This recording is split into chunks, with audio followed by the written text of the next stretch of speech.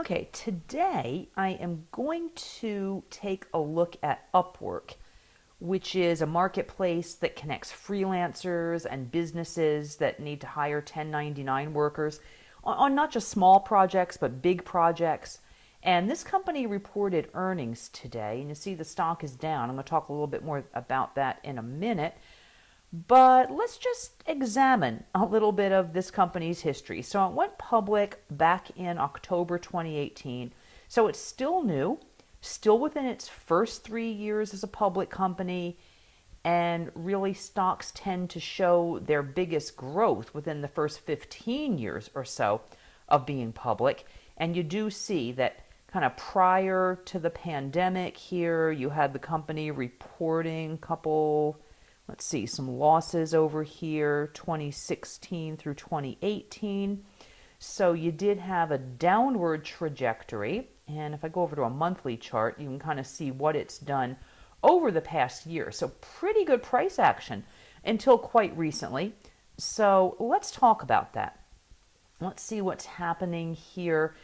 So it began consolidating back here in February after reaching that high of 63.88. Kind of choppy. You have some wide price swings, not ideal, especially over here early on in the consolidation. Kind of showed you that there was some perhaps disagreement among buyers and sellers about where the stock should actually be priced. Did kind of settle down a little bit. Now here's a nice thing. You really want to see this is very muted trading volume during a consolidation. That tends to show you that the owners are pretty much holding their shares, maybe buying a little more at a lower price, as you see some of the blue bars indicate here. Not a lot of selling. That changed in the last few sessions, though. I want to go over to a 5-minute chart. Now, here's what happened as a result of the earnings report. The stock gapped lower, traded lower.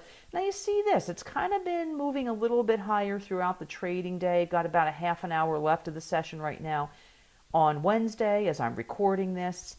And kind of it made up some of that lost ground. So that is a good thing to see. Okay. So let's take a look at the earnings. I showed you the losses in 16, 17, and 18. In the past 3 quarters, we've had some earnings growth. You've had some revenue acceleration recently, good double-digit revenue growth recently. I think it's true that the gig economy does show potential.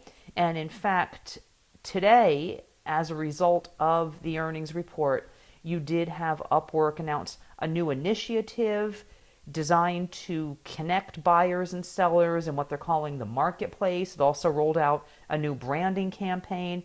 And the CEO, Hayden Brown, in the earnings report, she did talk about some of the qualitative measures.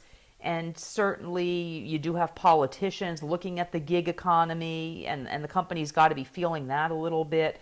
That politicians are being very cautious, perhaps looking at companies hiring 1099s instead of W-2s, never mind the fact that many, many people prefer to be 1099 workers, so that's probably going to have some kind of influence over how the politicians proceed going forward. That's not shaping up yet. We're really just still looking at the earnings today. Now, for the full year, analysts now expect earnings of 1 cent per share, which would be an 80% drop from 2020. But the company did guide higher today, so you might see that revised higher in the next few sessions. The company does expect to have greater revenue in the next quarter than it did previously. And also revenue and earnings in this quarter did beat analyst expectations. So all of that looks pretty good.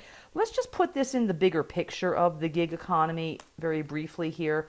You have Uber that's also been consolidating, and you've got just a string of losses here, revenue declines during the pandemic. It's pretty understandable, really. People not necessarily wanting to get in cars with strangers, although that is changing. I was in New York City recently, did take quite a few Ubers and Lyfts, and felt very comfortable about that with everybody being masked. Okay, you do see right here Lyft, Uber's smaller competitor.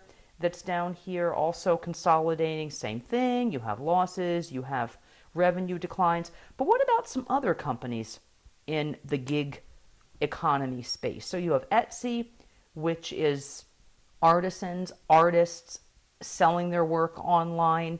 And this has been just a terrific success story lately. You see triple digit revenue growth over here, triple digit earnings growth.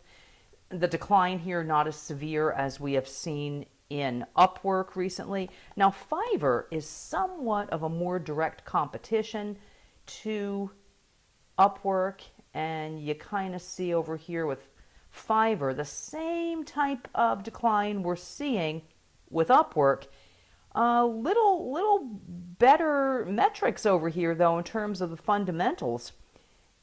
So you see over here some earnings growth recently. Revenue growth has been very strong, and analysts do expect earnings per share of 40% for the year, a gain of 21% from 2020, but that little red downward facing arrow does mean that was revised lower lately. Now, could that be changing? Of course. As the economy improves, not just in the United States, but globally, yes, you do see these analyst estimates change, but you see something very, very similar. In fact, a little worse going on with Fiverr today is you had that big drop, and you did not necessarily have, nope, you don't have that upside movement that you saw that pushed Upwork a little bit higher. So that's a look at what's happening with Upwork today. You go back to that chart, you may see this revised higher as well. That would be the thing that you'd really be looking for. But at this point, go over to a daily chart before we go. Not at a buy point yet. I know that people like to get their shares here at a discount, but really we're not seeing a point yet where you might feel confident that the stock still would not drop any further. So this is one to keep an eye on. There's some reason for promise, little bit premature to buy at this juncture.